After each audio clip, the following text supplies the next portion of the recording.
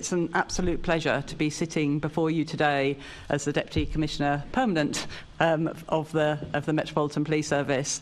As you know, Sir Mark has a very clear agenda for the Met, so I am delighted to be part of his leadership team, supporting him and them and the officers and staff of the Metropolitan Police Service in renewing policing by consent with more trust, less crime and high standards. I thought I'd just give you an indication of what I think I'm focusing on at the moment, and some of this will inform the conversation that we will go on to have.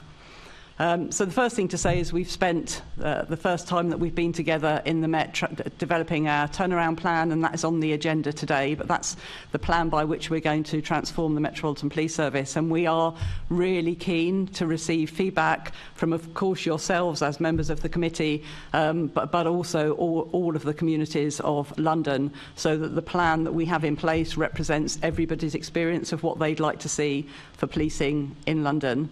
I should stress that it's a first draft of the plan. We intend to relaunch it at sometime in April because we know that we've got big further reports coming, for example, from Baroness Casey, and there will be things that we want to reflect in that.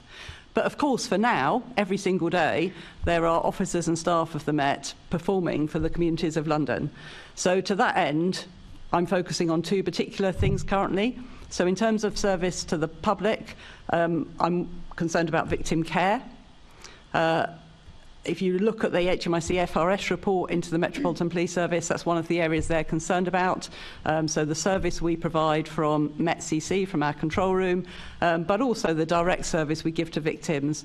Secondly, in terms of service to London, I pride myself on being a career detective and have arrived here having spent 6 years almost running the National Crime Agency. So our absolute focus on targeting offenders proactively is very high on my agenda, particularly as they relate to violence against women and girls.